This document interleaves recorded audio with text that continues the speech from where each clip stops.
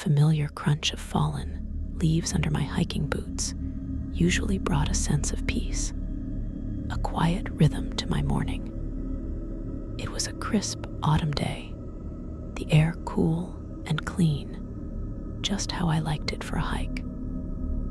I lived for these mornings, for the trails that webbed through Shenandoah National Park, especially the ones near Old Rag Mountain. My name is James Martin, and for the past 5 years, these woods had been my sanctuary. I had my usual route, a loop I knew like the back of my hand, with all the best spots for a view or a quick sit down. I had been hiking for about an hour, humming to myself, when something off to my left tugged at my attention. It was a sign, partly hidden by a mess of ferns, the kind that probably hadn't been updated in decades. The wood was faded, almost blending into the forest, but I could still make out the arrow pointing to what looked like an old, rarely used path. It wasn't on any recent maps, I knew that for sure. My usual path was well worn, wide enough for 2 people to walk side by side, but this one looked different. It looked forgotten. Curiosity always got the better of me. It was one of my bigger flaws, or strengths, depending on how you looked at it. Most times, it led me to some pretty cool discoveries, a hidden waterfall, a perfect picnic spot with an incredible overlook. This time, as I stepped off my usual trail and onto the narrower path, I had a good feeling about it. The trees closed in quickly, their branches interlocking overhead like fingers, making the world feel quieter, more private. Sunlight came through in patches, dappling the ground, but mostly it was just this green, muted light. The air grew still, and the usual sounds of distant hikers faded away. All I could hear was my own breathing and the rustle of my jacket as I walked. The path was barely there in places, just a faint depression in the earth, hinting that not many people came this way anymore. I kept walking for what felt like 20 minutes, maybe a little more, just following the faint trail. It twisted and turned, and I found myself looking up more often, trying to see if I recognized any of the trees or rock formations. It was all new to me, which made it exciting. I was getting pretty deep into the woods, deeper than I usually went on a casual morning hike. The underbrush was thicker here, the forest floor covered in a carpet of moss and old leaves. Then I saw it. It was a huge oak tree, ancient, with gnarled branches that reached out like arms. It stood taller than the surrounding trees, a real giant of the forest. My eyes went to the trunk, and that's when I saw the carving. It was deep, cut roughly into the bark, like someone had used a knife or something sharp to scrape away the outer layers. The letters were crude, uneven, but readable. Leave, now. I stopped dead, staring at the words. My first reaction was to laugh. It had to be some kind of joke, a prank from a local kid trying to spook hikers. Something about it seemed too over the top, like a bad horror movie cliché. Who carves something like that into a tree in the middle of nowhere? I let out a short, hollow chuckle that felt out of place in the quiet woods. Yeah, right, I mumbled to myself, mostly to break the strange silence that had suddenly fallen. But even as I tried to brush it off, a weird chill went through me. It wasn't from the air, which had actually gotten noticeably colder the moment I read the message. This was a different kind of chill, one that started low in my back and spread up my neck. The laughter died in my throat. I looked around, scanning the trees, the path behind me, the dense brush. No one was there. No signs of anyone else, really. Just me and this spooky tree. Then there was a sudden, sharp crackle. It was loud, distinct, like a branch snapping or something heavy hitting the dried leaves. It came from right behind me, maybe 20 feet back into the woods. My head jerked around.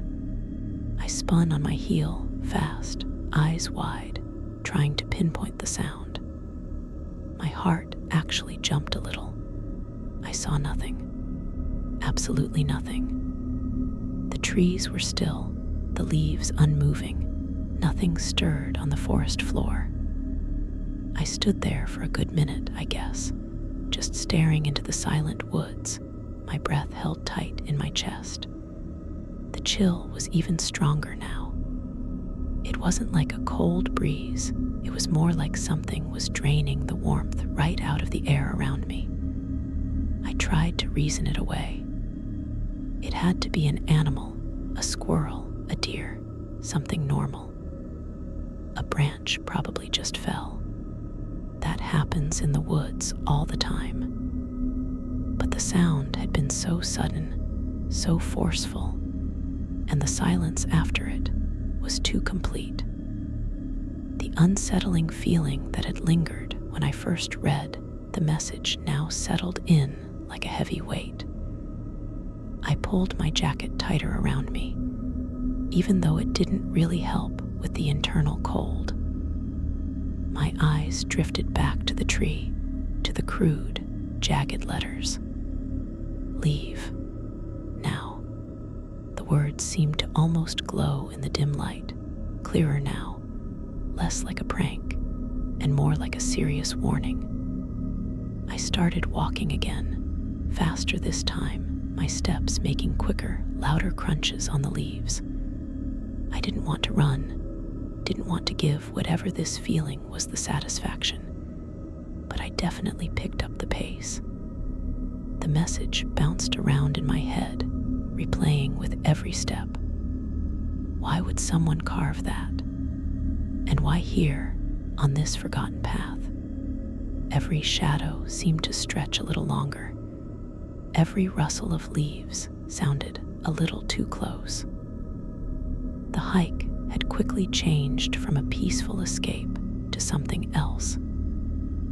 The quicker pace of my steps had carried me out of the deep woods, and eventually, the faint path gave way to the more familiar, wider trail. I didn't slow down until I was back on the main loop, the one that led straight back to my truck. The strange chill had mostly faded by then, replaced by the usual warmth of a brisk autumn afternoon. But the unsettling feeling stuck with me. Back at my cabin in Luray, Virginia, I tried to shrug off the weirdness from the hike. The usual sounds of my place, the refrigerator humming, the old floorboards creaking, normally felt comforting. Today, they just seemed louder. I figured getting back to some routine would clear my head, so I started making dinner, something easy like pasta. I was chopping vegetables on the counter, the knife thudding rhythmically against the cutting board when the lights went crazy. They flickered, quick and violent, like a strobe light. Just as fast as it started, it stopped, leaving the cabin bathed in the normal, steady glow. I stopped chopping, the knife still in my hand. That wasn't normal. Over the 5 years I'd lived here, the power had always been pretty reliable. My first thought was the circuit breaker. I walked over to the small utility closet near the kitchen, opened the door, and looked at the box. All the switches were flipped to on. Nothing seemed out of place. I closed the door, a little confused, but figured it was just a fluke, maybe a quick dip in the power grid. Old houses had their quirks, right? That's what I told myself anyway. I headed back to the counter, planning to finish dinner, when I heard it. A distinct scraping sound. It came from the living room wall, the one that backed up to my bedroom closet. It sounded like something big, heavy, dragging metal across wood. Not just a little scratch, but a deep, grating noise. It was too loud to be an animal in the walls. That sound was inside. I stopped in the doorway to the living room, listening. The scraping kept going, slow and deliberate. A nasty, grinding noise that made my teeth ache. It felt like whatever was making the sound was moving along the length of the wall, behind the plaster. My common sense told me it couldn't be anything, that maybe the house was settling in a weird way, or something on the outside of the house was rubbing against the siding with the wind. But the sound was so clear, so inside asterisk. Without really thinking about it, I walked right up to the wall where the sound was loudest. I raised my open hand. "Hey," I called out, my voice louder than I intended. "Cut it out." I banged my fist hard on the spot where the scraping seemed to be coming from. The noise stopped immediately. Total silence. Not a lingering scratch, not a faint echo, just gone. The sudden quiet was almost worse than the sound itself. I pulled my hand back, feeling a weird tingle on my knuckles. I stared at the wall for a good long minute, listening, but nothing happened. No more scraping, no more flickers, just the normal hum of the refrigerator from the kitchen. I tried to breathe out, let the tension go. "Just an old house settling," I mumbled to myself, trying to make it sound convincing. I even nodded a little, like I was agreeing with myself. It had to be. What else could it be? This cabin had stood here for decades. Buildings made noises, especially old ones. That was a fact. But the incidents felt too connected to the experience in the woods. Too timely. I turned away from the wall, heading back to the kitchen, trying to refocus on dinner. But a new unease settled in, deeper than before. It wasn't just a weird vibe anymore. It felt like something was following me. Or rather, that the weirdness from the woods had somehow leaked into my normal life, into my cabin. I was stirring the pasta sauce on the stove, trying to hum a tune to myself to feel normal, when a sudden, loud crackle burst through the quiet of my living room. I nearly dropped the spoon. It was the antique radio. It sat on a small table by the window, a big, clunky thing from the 1940s that my grandpa had given me years ago. It hadn't worked since I was a kid. The plugs were old, the wires frayed, and I'd never gotten around to fixing it. It was just a decoration. But now, it was buzzing with loud static, a harsh, spitting sound that filled the entire cabin. It was utterly baffling. How could it even turn on? It wasn't plugged in. I was sure of it. I never plugged it in. I rushed over to the radio, my steps quick. The static was so loud it almost hurt my ears. I reached out, my fingers fumbling for the cord, which was indeed dangling uselessly behind the table, not touching an outlet. It was impossible. But the sound was real. It was right there. I grabbed the plug, forcing myself to look closely, and saw that the prongs were bent, almost fused together with grime. It definitely wasn't plugged into anything. So how was it on? I didn't think, I just reacted. I grabbed the radio itself, lifted it with a grunt, and yanked the cord out of the back of the set. The static died instantly, leaving the sudden silence ringing in my ears. I stood there, holding the heavy radio, staring at it like it was a live animal. It was heavy, a clunk of old wood and metal, something completely inanimate. Yet, it had just been screaming static. I set the radio down on the table carefully, almost reverently, like it might bite me. I backed away, my eyes still on it, then turned and went back to the kitchen. My pasta sauce was probably burning, but I didn't care. The rest of the evening blurred into a sequence of small, unsettling moments. The house seemed to get colder, even though I cranked the heat up. The floorboards creaked more often, and I kept stopping, listening, convinced I was hearing steps upstairs or in the hallway. Every shadow seemed deeper than it should be, clinging to the corners of the rooms, turning familiar objects into distorted shapes. By the time night truly fell, darkness outside my window was absolute. I tried to read, tried to watch TV, but I couldn't focus. My eyes kept drifting to the windows, to the walls, just listening. I felt wired, my nerves on edge. Every little noise, every rustle of leaves outside felt magnified. Sleep was impossible.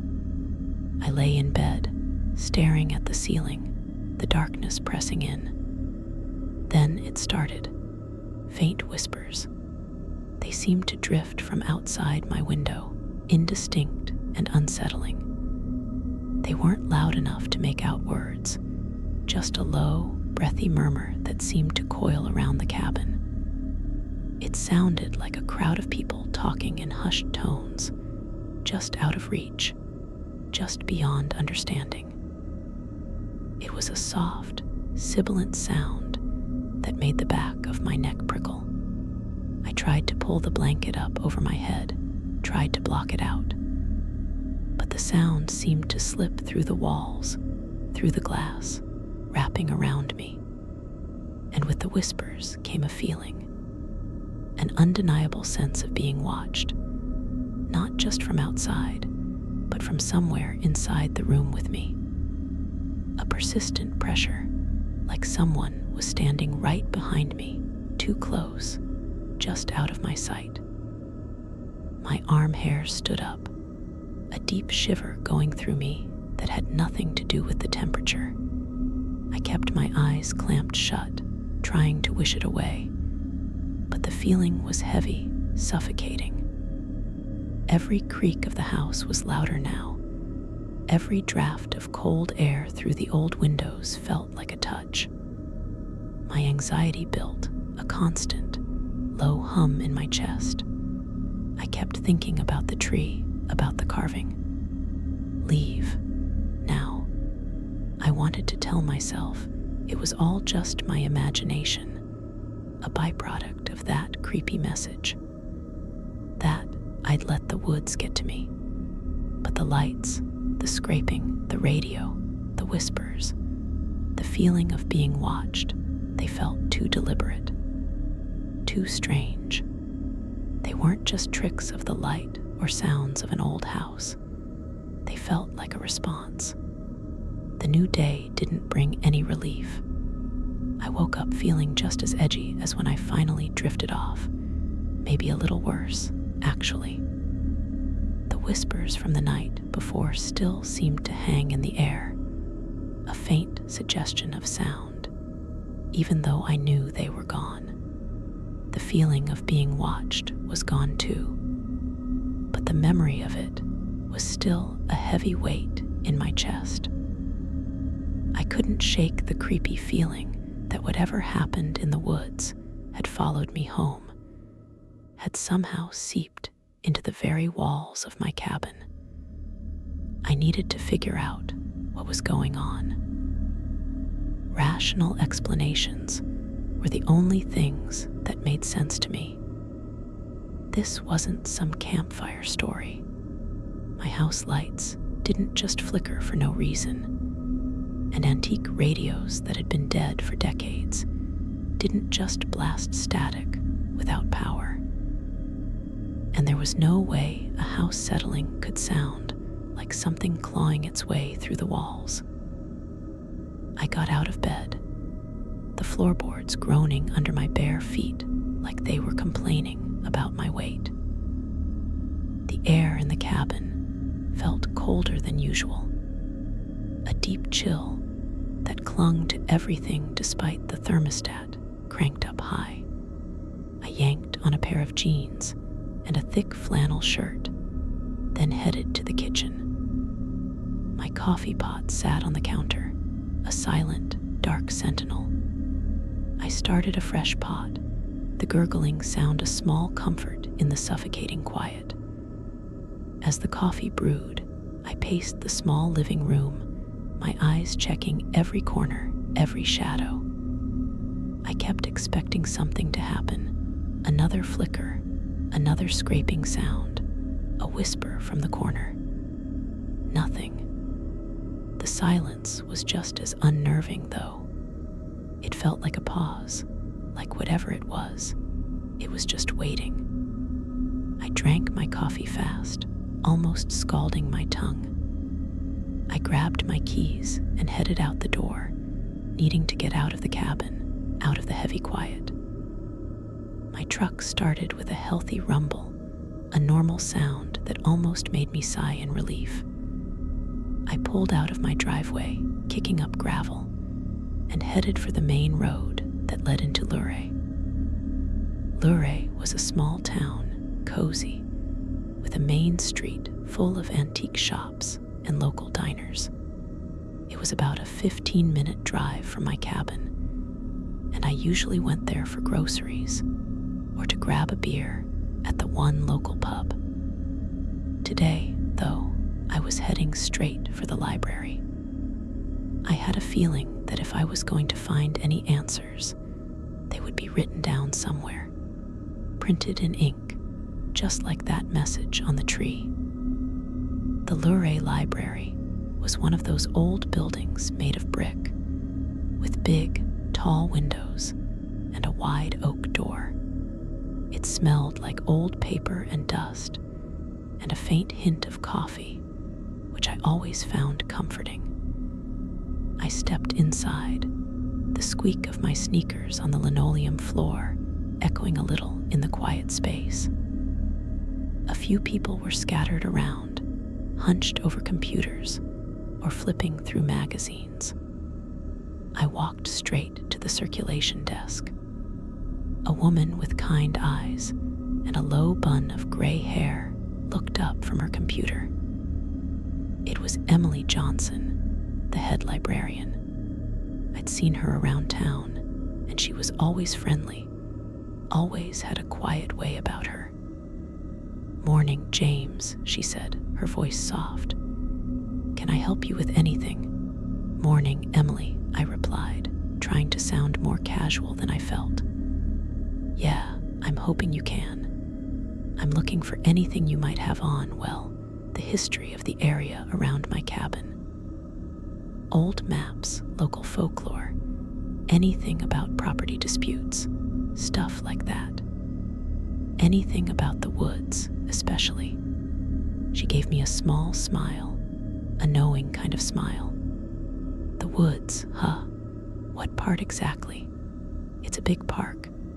The area near Old Rag," I said, trying to be vague enough not to sound crazy. "There's a sort of forgotten path I found. Just interested in what might be back there." She nodded and pointed to a section of shelves along the back wall. "We have a local history section over there. You'll find a few folders on Appalachian Trail history and some old county records. If you're looking for property lines, some of our oldest maps might be helpful. We also have a small collection of local folklore, mostly old wives' tales and ghost stories, if you're into that. Thanks, I said, already walking toward the shelves she indicated. That's exactly what I'm looking for. I spent hours in that section. The chairs were hard, the air was still, and the light from the big windows was getting dimmer as the afternoon wore on. I pulled down dusty binders, flattened out brittle, crackling maps, and squinted at microfiche copies of old newspaper clippings. My fingers were soon smudged with dust and ink. I skipped over the general history, the stuff about logging and the early settlers. I was looking for something specific, something that would connect to that weird path, that tree, the disturbances in my cabin. I found a few mentions of old, unrecorded trails that snaked through the tougher parts of the woods, paths used by poachers or moonshiners back in the day. But nothing about a carved tree, nothing about warnings. I was starting to feel a little defeated when I picked up a folder labeled Local Lore and Vanishings. I almost put it back, thinking it was probably just sensationalized stories, but something made me open it. Inside, there were yellowed newspaper clippings and typed summaries of old oral histories. Most of it was typical small-town spooky stuff, but then I found it. An old record, a faded clipping from a newspaper that couldn't have been less than 80 years old, possibly older. The headline was almost unreadable. Something about a reclusive family disappears. The article talked about a family, the Reynolds, who had lived deep in the woods on a remote parcel of land near what was now the park boundary. They were described as hermits, rarely seen, living off the land in a homestead cut off from normal society. And then, one day, they were just gone, vanished. No trace, no explanation. Their place was abandoned, left just as it was, dishes on the table, tools leaning against the shed. The story sent a weird ripple through me. I kept reading, my eyes scanning the faded type. The articles mentioned how, after the Reynolds family disappeared, strange occurrences started happening around their abandoned homestead. Hunters claimed to hear unsettling sounds, like whispers and low scraping noises coming from what was left of the house. People reported objects moving on their own inside the derelict structure, or strange lights in the deep woods nearby. The stories didn't make clear what kind of objects or what kind of lights, which made it even more unsettling. One particular report described how a group of local boys, daring each other to spend a night near the place, ran out screaming after reporting phantom footsteps marching around their campsite, even though they swore they were completely alone. The hair on my arm stood up. This was it. This was too specific, too close to what I was experiencing. Objects moving, unsettling sounds. It was exactly like the radio and the scraping on my wall and the whispers from outside my window. Last night felt a lot like these alleged sounds. The article ended by saying that locals avoided that specific patch of woods, believing it was haunted. They thought the Reynolds family's land was cursed, or that something else had taken them. A chill went through me, deeper than the one I'd felt at the tree, deeper even than the cold in my cabin. This wasn't some joke anymore. This felt like a dangerous history, was so focused on the papers, on the unsettling truths unfolding before me, that I didn't notice someone standing near me until she spoke. "Finding anything interesting, James?" Emily Johnson's voice was soft, but it still made me jump a little. I looked up, trying to compose myself, my face probably pale. Yeah, a lot, actually. This stuff about the Reynolds family," I trailed off, holding up the clipping, suddenly feeling a little foolish, like I was putting too much stock in old ghost stories. She looked at the clipping, her eyes falling on the headline. A shadow passed over her face, just for a second. "Oh, the Reynolds," she said, her voice a little lower now. "Yes, that's a sad story. Very old. Locals used to tell all sorts of tales about that place. Still do, I suppose." She paused, her gaze meeting mine, and I felt like she was looking right through me. "People used to say that family wasn't just gone. They said something took them, or chased them off, and that whatever it was, it stayed behind." I swallowed, my throat suddenly dry. "You really think so?" I asked, trying to sound skeptical, but my voice came out a little shaky. She leaned in just a bit, her voice dropping to a near whisper. "I don't know what I think, James. My grandmother always said some parts of those woods, deep in, they just aren't meant for people. She always said if you went too far off the main trails in certain spots, you might get lost. And not just, lost direction-wise, lost forever. There were always stories about people getting lost back there who were never found again. Never a trace." She looked around the empty library, then back at me. "Just be careful, James. Those are old tales for a reason. Sometimes they're more than just stories." She straightened up then, her eyes returning to their usual kind gaze, but the warning lingered in her words, a quiet, unsettling weight. I looked back at the newspaper clipping, then at the old maps, seeing the familiar outline of the park. It suddenly seemed less like a sanctuary and more like a vast, deep place with secrets that some things wanted to keep hidden. And I was standing right in the middle of one of them.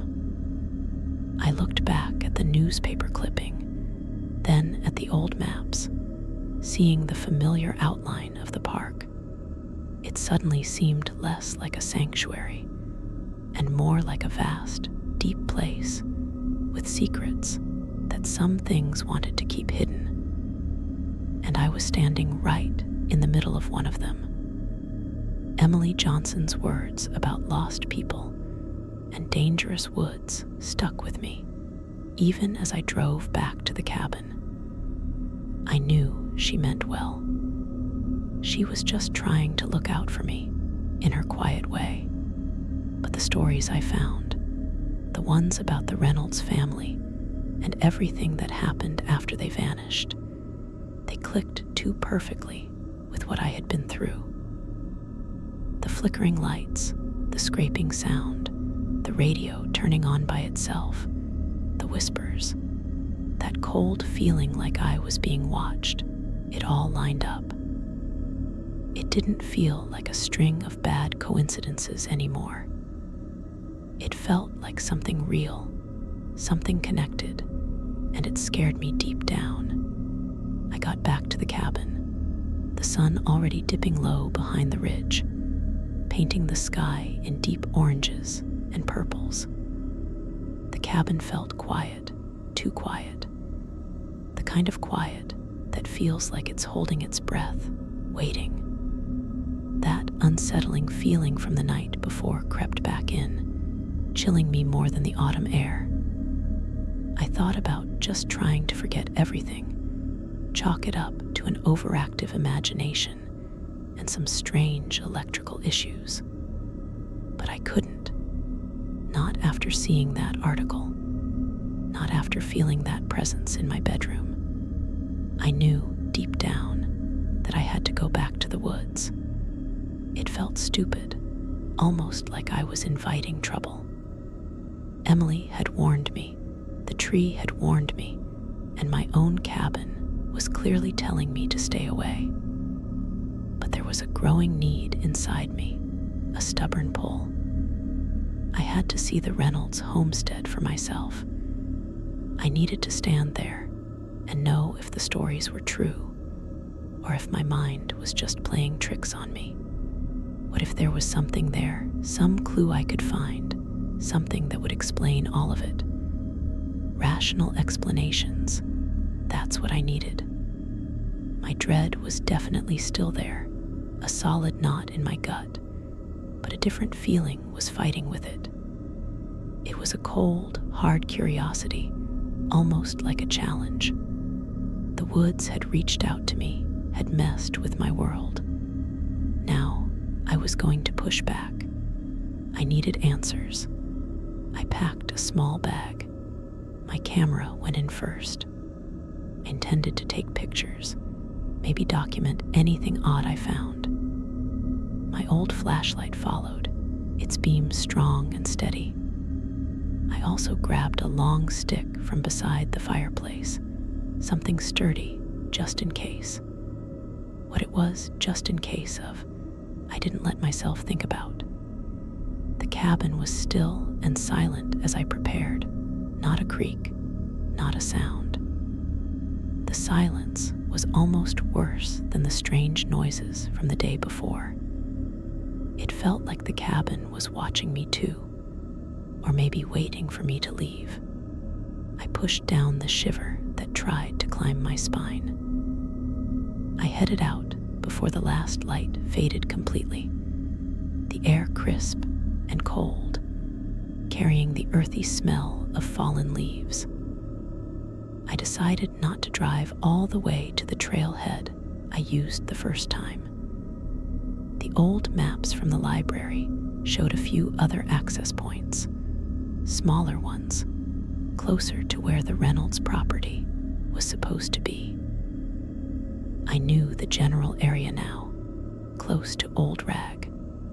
I drove down a narrow, unpaved road, barely wide enough for my truck, until it dead-ended at a small, overgrown clearing. This was closer, less of a well-trodden path, and more like just pushing straight into the trees. I parked and got out, the quiet of the woods immediately wrapping around me. No comforting sounds of crickets or distant birdsong, just the rustle of dry leaves under my boots and the faint whisper of wind through the tall pines. I felt small, swallowed by the vastness of the forest, but also determined.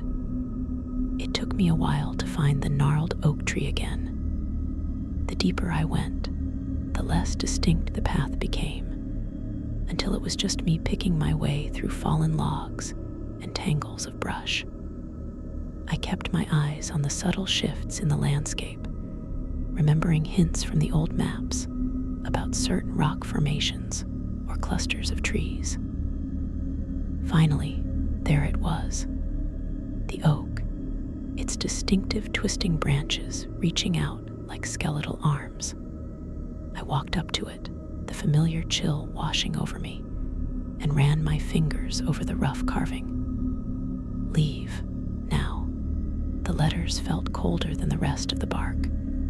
The message was still uncomfortably clear, even more so now that I had an idea of its history. I pulled out the old map from my bag, smoothing it against my knee. The Reynolds land, according to the map, was just a little further in, past a series of small, unnamed creeks. I pushed deeper, the woods growing noticeably denser. The trees here seemed older, larger, their branches intertwining overhead to block out most of the sky. The forest floor was thick with leaves and soft moss, making my steps almost silent. The air grew heavy as I walked, thick and still, as if the very atmosphere was pressing down on me. I kept my flashlight off for now, relying on the last vestiges of twilight filtering through the branches. And then I caught the smell. A faint, acrid smell, like burnt wood, though there were no signs of a fire anywhere. It brought a strange prickle to the back of my nose, unnatural and out of place in the clean forest air. I moved slowly, scanning the ground, and then I saw it. A faint line in the undergrowth, barely visible. Not a path, but a subtle dip in the earth, hinting at something unnatural. I followed it, pushing through thorny brambles that snatched at my jeans, pulling me forward. And then I saw it. Hidden by a thick curtain of overgrown vines, a crumbling stone foundation slowly emerged from the gloom. It was low to the ground, mostly covered by dirt and moss, but the rough-hewn stones were unmistakable. This was it. The Reynolds homestead. The air around the ruins felt different. It was heavy, and a profound silence descended over the area, more absolute than anything I had ever experienced.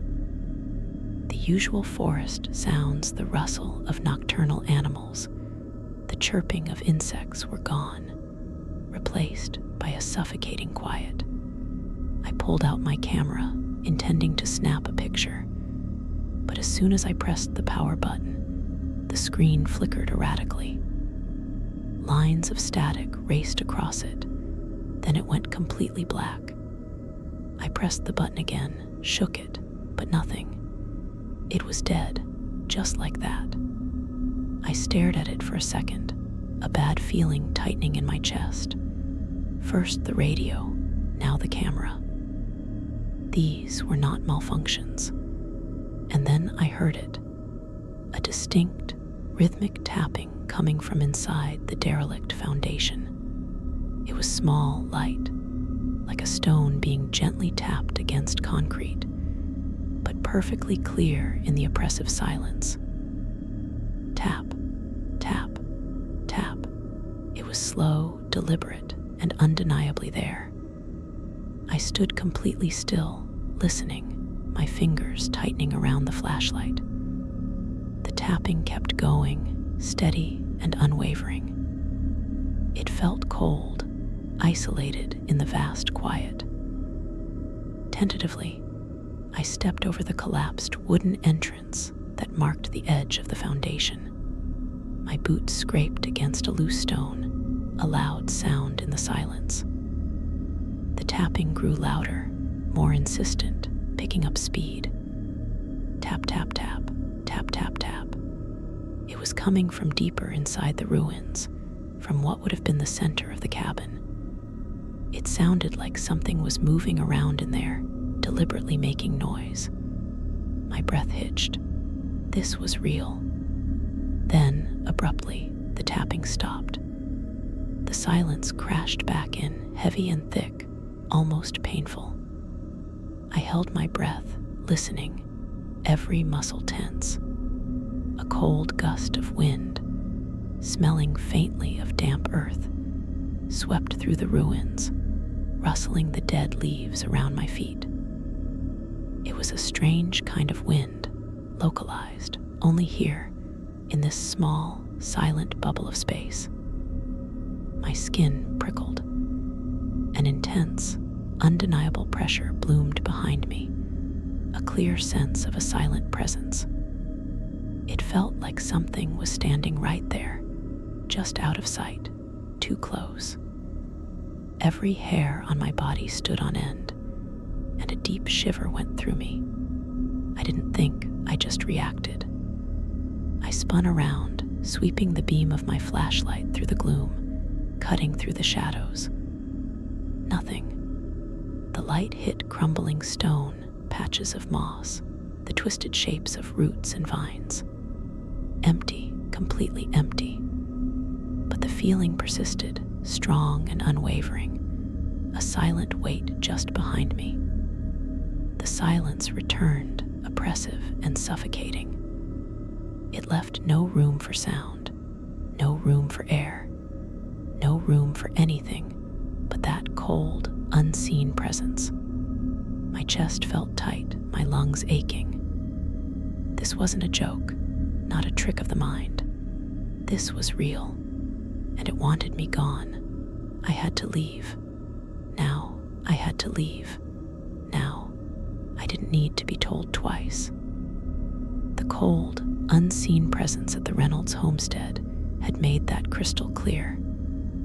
The feeling was a solid weight on my back, pushing me, urging me away from the crumbling stones. I scrambled back over the broken entryway, not looking back, not daring to. My flashlight beam cut a frantic path through the dense woods as I stumbled away, my feet catching on roots and loose rocks. The acrid smell of burnt wood seemed to follow me for a while, clinging to the cold air around me even as I put distance between myself and the ruins. I kept walking fast, a panicked urgency driving me. I didn't stop until the trees started to thin out a bit, until the oppressive silence began to lessen, allowing the faint night sounds of the forest to creep back in. My lungs burned and my legs ached from running, but I didn't care. I just needed to be out. When I finally reached my truck, the stars were already out, scattered like spilled salt across a dark cloth. I dove inside, slamming the door shut, the sound echoing a little too loudly in the quiet clearing. I started the engine, threw the truck into reverse, and got out of there, kicking up gravel just like I had that morning. The narrow, unpaved road felt like a lifeline, pulling me away from whatever was waiting in the deep woods. The drive back to the cabin was a blur. My hands were tight on the steering wheel, my mind replaying the tapping, the dead camera, that chilling, silent presence behind me. It had been real, all of it, not my imagination, not some weird electrical issue. Something was out there, guarding something, and it didn't like me getting close. I pulled into my driveway, the cabin dark and silent as a tomb. I practically ran inside, fumbling with my keys, and locked the door behind me. I flipped on every light, banishing the shadows to the corners of the rooms. The cabin, which had felt so unsettling earlier, now offered a strange sort of comfort. At least here, I knew what I was dealing with, or at least I thought I did. I went straight to the kitchen, needing something to steady myself. I poured a glass of water, my hand shaking so much the ice clinked against the rim. I drank it fast, splashing some on my chin. My mind was racing, trying to make sense of everything. The carved tree, the whispers, the radio, the camera dying, the tapping, the crushing presence. It all pointed to something that defied any rational explanation I had. I sat down at my kitchen table, the hard wooden chair a stark reminder that this wasn't a dream. I could still feel the phantom weight of that presence behind me, the coldness of the wind in the ruins. I pulled out my phone, even though it felt like a pointless gesture.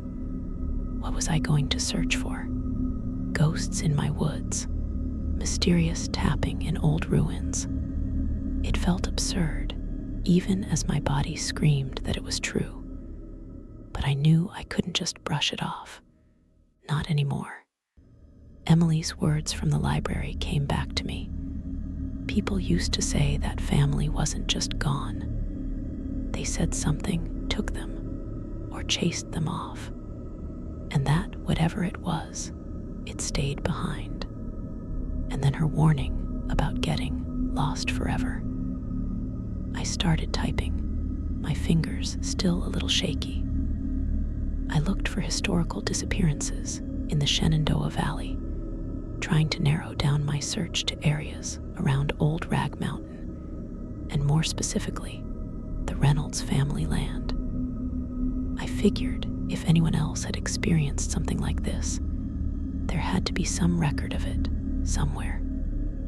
I spent hours hunched over my laptop, the glow of the screen the only light in the otherwise dark room. I read through old news articles, digitized records, and even some local history blogs. Most of it was general information, familiar stuff about the park's early days or common hiking accidents. My eyes were starting to blur when I stumbled onto an old online forum. It was dedicated to unsolved local mysteries, and it looked like it hadn't been updated in years. The layout was clunky, and the posts were from different eras, some dating back a decade or more. I almost clicked away, but something made me scroll down, and then I saw it. A post from a user named Shenandoah Seeker. The thread title was Unexplained Vanishings Near Old Reynolds Homestead. My breath hitched. I clicked on it, my heart starting to pound a little harder.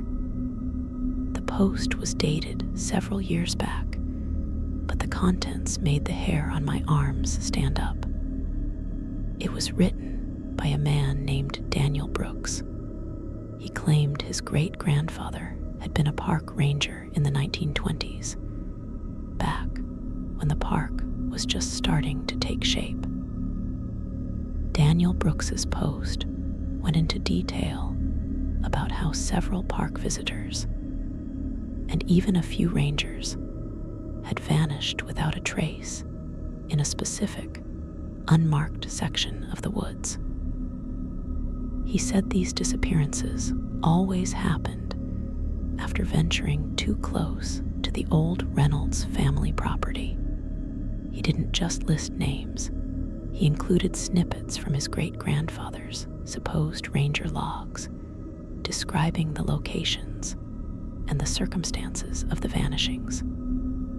It was chillingly specific. The forum also had other anecdotal accounts. People who had camped or hiked near the abandoned homestead reported strange, unexplainable phenomena.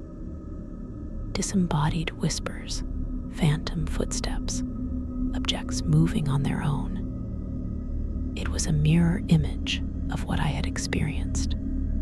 The comments section under Daniel Brooks's post was filled with similar stories and a few skeptical remarks, but a lot of people seemed to believe him. Daniel Brooks theorized that these weren't simple disappearances or people getting lost.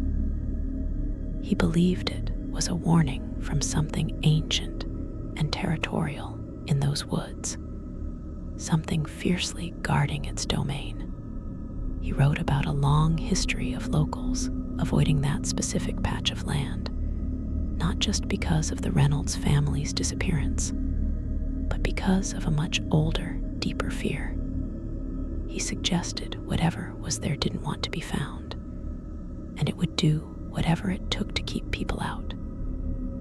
I felt a cold shiver go through me as I read his words, a different kind of chill than the one from the homestead. This was it. This was the explanation, or at least the closest thing to one I was going to get. It wasn't just me. Other people had experienced this. Other people had disappeared. My hands flew across the keyboard, finding Daniel Brooks's contact information at the bottom of his original post. It was an old email address, but I didn't care. I typed out a quick, frantic message, explaining my own experiences, how I had stumbled onto the Reynolds homestead, the carved tree, the strange happenings in my cabin, and what I had felt at the ruins. I tried not to sound crazy, but I probably failed. I just needed him to understand. I needed someone to understand. I hit send, the email disappearing into the vastness of the internet. I didn't expect a reply, not really. It was an old post, an old email, but a part of me hoped, a desperate hope, that someone else knew what I was talking about. I spent the rest of the night pacing, unable to sleep, running over every detail in my head. The cabin was quiet now, too quiet. The silence felt different after reading Daniel Brooks's post, more deliberate, more meaningful. It wasn't just empty quiet. It felt like a calm before a storm. The next morning, I woke up stiff and tired, having finally dozed off in the armchair in the living room. My phone buzzed on the coffee table. I practically lunged for it. An email from Daniel Brooks. My hands shook as I opened it. He had replied. He was intrigued and clearly disturbed by my story. My experiences, he wrote, sounded eerily similar to the accounts he had collected. He offered to meet me the next day. He said he would bring his great-grandfather's old ranger logs and maps. He hoped they might shed more light on the unsettling events. He wanted to understand, just like I did. I felt a surge of something I hadn't felt in days, a flicker of hope. Maybe, just maybe, I wasn't alone in this. Maybe, together, we could figure out what was going on in those woods. I felt a flicker of hope, a desperate thought that maybe, just maybe, I wasn't alone in this. Daniel Brooks's email, waiting for me when I jolted awake in the armchair, had promised answers, or at least a shared understanding. The cabin had settled back into its usual quiet, but it felt different now, more deliberate, like it was holding its breath. The next day, Daniel showed up just as the morning fog was burning off. He pulled his beat-up sedan into my driveway, the engine sputtering a little before he cut it. He was younger than I expected, probably late 20s, with a serious face and kind eyes. He carried a worn, leather-bound journal, holding it carefully, like it was something precious. We shook hands on my porch, a quick, firm grip. "James," he said, his voice a little quiet. "Thanks for agreeing to meet." "Daniel," I replied, stepping back and letting him into the cabin. "Thanks for coming. I don't even know where to start."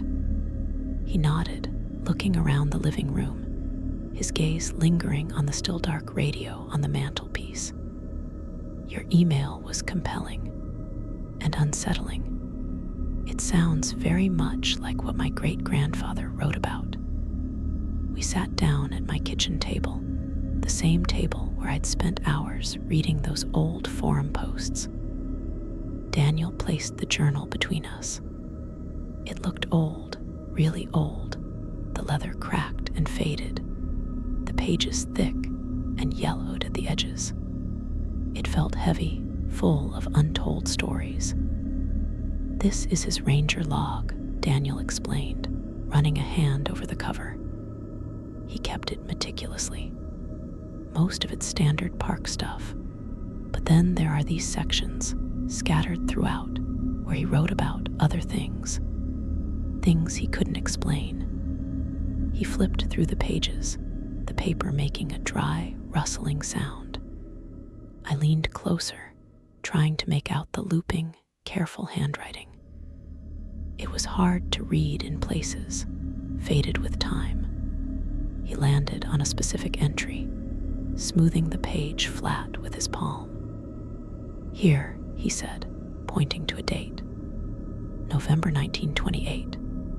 This is the one that always stuck with me, even as a kid.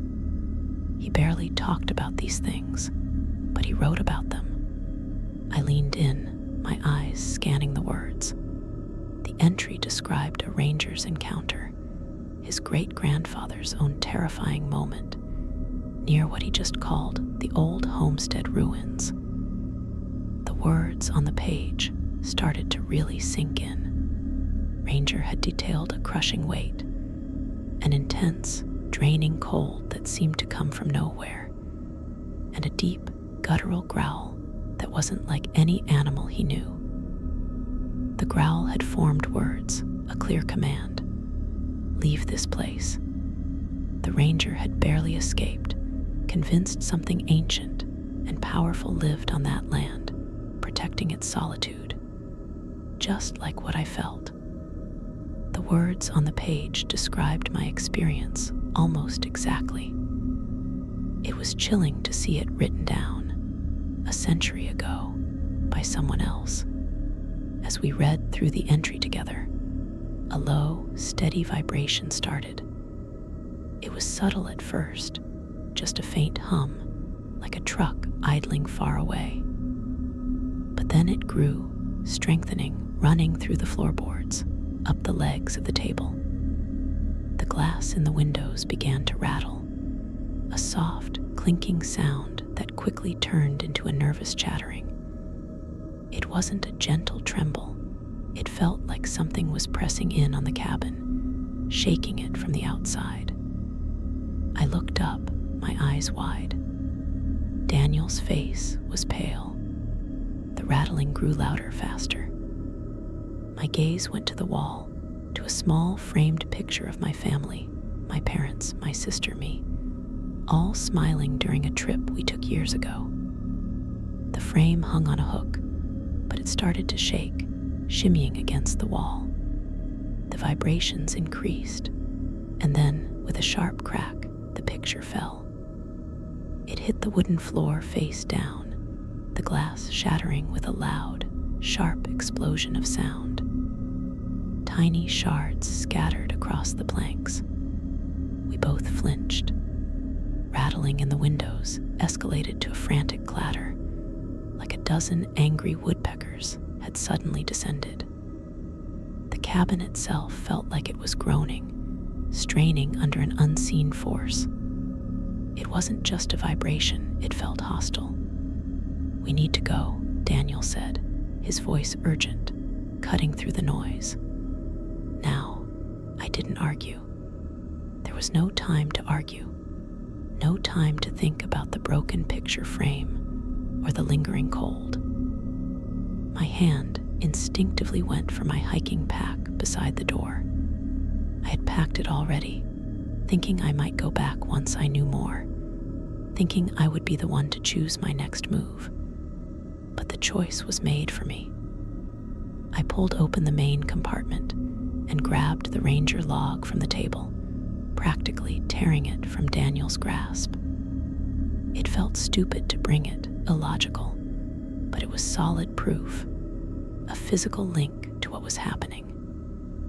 It felt important, a key to everything. I shoved it inside, zipping the pack closed, my fingers fumbling with the zipper. Daniel reached into his jacket pocket.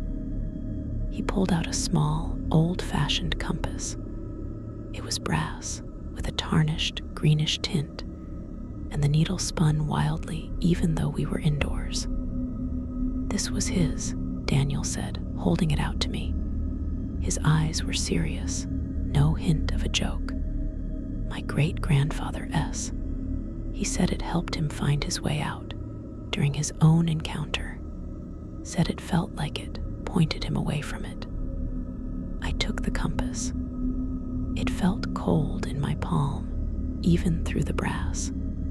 The needle kept spinning, not settling, not pointing to north or south, just turning and turning as if lost. It was unsettling, but I slipped it into the pack anyway, a faint, desperate thought that maybe it truly held some key, some old magic that might help. The vibration intensified again, sharp and jarring. The wooden beams of the cabin creaked under the strain, sounding almost alive, as if the whole structure was groaning in pain. The message was clear. It wasn't just a suggestion anymore. It was an outright demand. "Now," Daniel repeated, moving towards the door. We moved fast, not speaking, not needing to.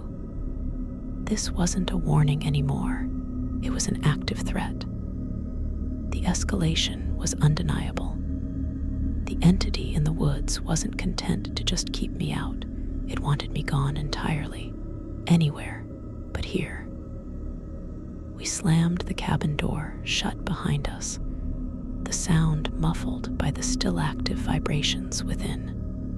I didn't look back at the shaking windows, the groaning walls, or the shattered glass inside. There was no doubt left in my mind.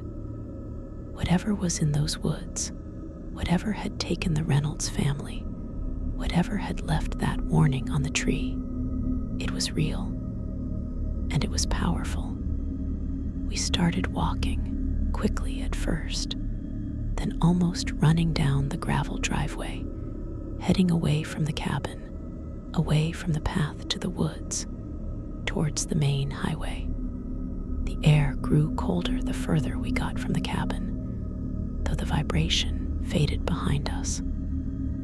The trees lining the driveway seemed to lean in, their branches dark against the dull morning sky, but they held no threat now. Or at least, they felt like they didn't. We just needed to get to the main road, to civilization, to somewhere away from this. We would leave the unsettling presence of the woods and the cabin behind us. The thought that formed, clear and absolute in my mind, was that I would never return to this area of Shenandoah National Park again.